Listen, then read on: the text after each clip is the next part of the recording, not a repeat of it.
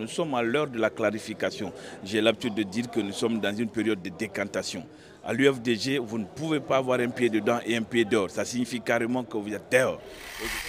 Bonjour. Je rappelle que vous êtes Souleymane Souza Konaté, responsable de la cellule de communication de l'UFDG. Nous venons de terminer l'Assemblée générale de l'UFDG de ce samedi.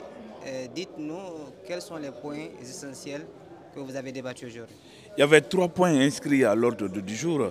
Premièrement, c'est la situation, n'est-ce pas, de nos secrétaires fédéraux du côté de Kankan, de Siguri et de Kouroussa qui ont été démis hier de leurs fonctions suite à un certain nombre de manquements qui leur sont reprochés par le conseil politique du parti.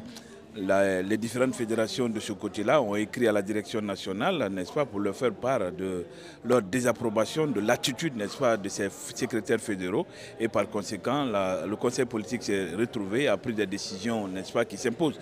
Et donc, il était de notre devoir d'expliquer à nos militants et à nos sympathisants, à qui nous devons rendre compte, n'est-ce pas, de nos différentes actions, pour ce qui a motivé véritablement cette décision de la part du conseil politique. Deuxièmement, c'était cette affaire de justice. Vous savez qu'il y a un différend qui nous oppose à un ministre de la République. Le verdict était programmé pour le 9. Le 9, ça a été renvoyé pour le 16 et hier, ça a été également renvoyé pour le 23. Donc nous espérons qu'il n'y a pas quelque chose caché derrière. Nous attendons tranquillement ce verdict-là pour continuer, n'est-ce pas, le processus d'organisation de notre congrès national. Et le troisième point inscrit à l'ordre du jour, c'était cette déclaration du Premier ministre Bahouri du côté de Abidjan, dans un forum économique où il annonce que les élections législatives et la présidentielle pourraient se tenir au mois de décembre.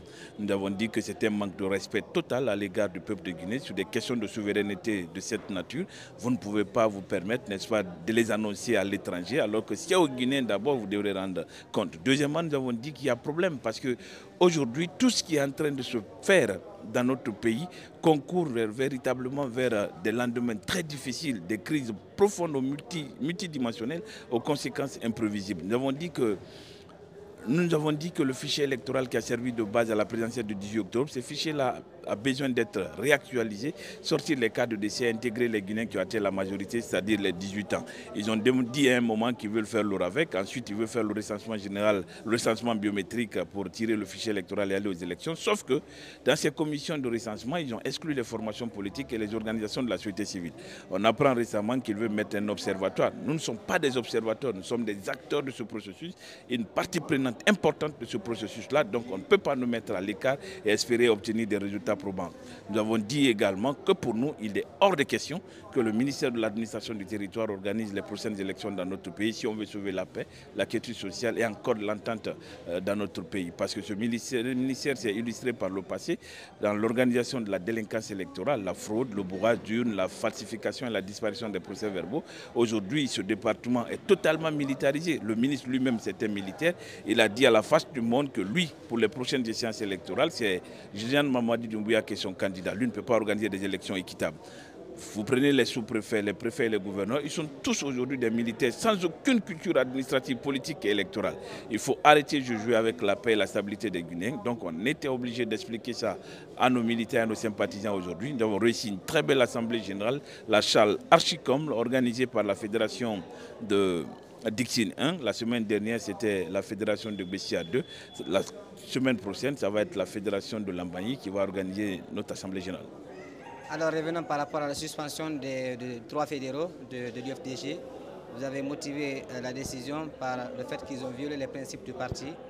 Et maintenant, certains d'entre eux disent qu'ils sont toujours membres du parti. Comment est-ce que vous réagissez par rapport à cela? Nous ne réagissons pas par rapport à ces différentes réactions. Pour nous, la décision elle est prise, c'est acté et nous avançons. Les prochains jours, une équipe va être dépêchée du côté de Kankan, Siguri et Kouroussa pour organiser des congrès partiels pour permettre de choisir un nouveau secrétaire fédéral. Nous sommes à l'heure de la clarification. J'ai l'habitude de dire que nous sommes dans une période de décantation. À l'UFDG, vous ne pouvez pas avoir un pied dedans et un pied dehors. Ça signifie carrément que vous êtes dehors. Aujourd'hui, les différents comportements du secrétaire fédéral de Kankan, et même ceux de Kouroussa et Sigurim, prouvent à suffisance qu'ils ne sont plus dans l'esprit de l'UFDG. Et nous n'avons plus le temps de retarder avec une gangrène qui risque de contaminer les autres parties du corps.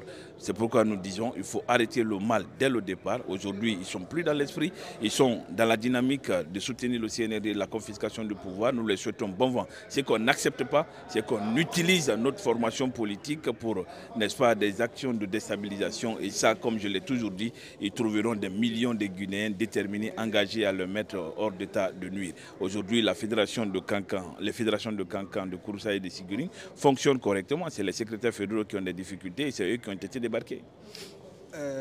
Toujours par rapport à cette question, au-delà de la suspension ou peut-être du limogeage de ces différents cadres, vous avez dit que vous allez porter plainte contre certains d'entre eux.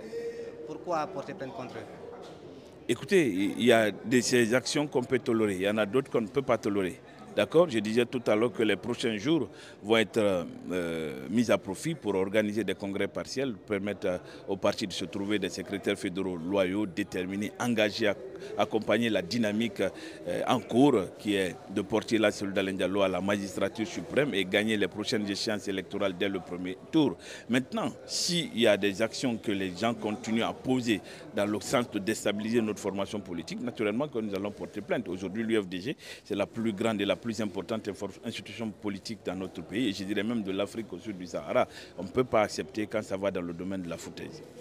Alors, revenons par rapport à la sortie du Premier ministre. Cette annonce, est-ce que vous êtes rassuré que les élections vont se tenir en 2025? Je vous ai expliqué tout à l'heure que rien n'est... Tout ça, ça s'inscrit dans une logique de communication politique pour rassurer les partenaires et les investisseurs. Mais à l'intérieur, nous savons pertinemment que rien n'est fait qui puisse nous amener à croire que les gens sont disposés à aller dans le sens de l'organisation des élections libres, inclusives et transparentes. Par contre, s'ils veulent organiser au forceps des élections truquées, là aussi nous disons que c'est à leur risque et péril, parce que par le passé, nous savons que tous ceux qui sont inscrits dans cette logique-là ont fini par rendre des comptes au peuple de Guinée, parce qu'ils vont tomber, parce que les Guinéens ne l'accepteront pas. Il faut aider la Guinée à sortir de cette situation de transition de façon très paisible, dans la paix, dans l'entente et dans l'union. Cela n'est possible que si les gens acceptent de respecter les engagements de départ.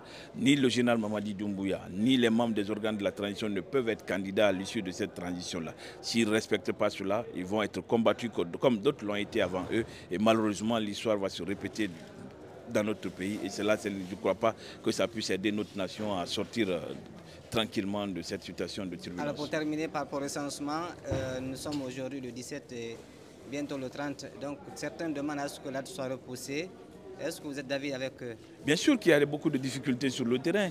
Aujourd'hui, les quartiers réputés être proches, n'est-ce pas, de l'opposition et principalement de l'UFDG, vous avez vu que des kits sont répartis de façon inéquitable. Quand la région de la Haute-Guinée a été suffisamment dotée de kits, vous avez vu les autres régions du pays, pas moins de 7%. Disons que tout ça s'est fait exprès. Dans certains quartiers proches de l'opposition, vous avez des opérateurs de CI qui ne maîtrisent pas les machines, il n'y a pas de consommables, les opérations sont retardées des heures et tout ça c'est une stratégie. Mais nous disons qu'il faut arrêter parce que ça permet, n'est-ce pas, ça ne permet pas de finir cette opération dans la tranquillité, dans la paix souhaitée.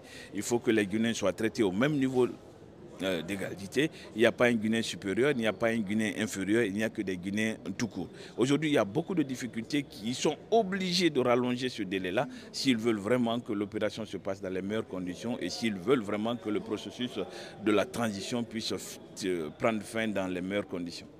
Merci, M. Souleymane Souza Konaté. C'est moi qui vous remercie pour l'opportunité.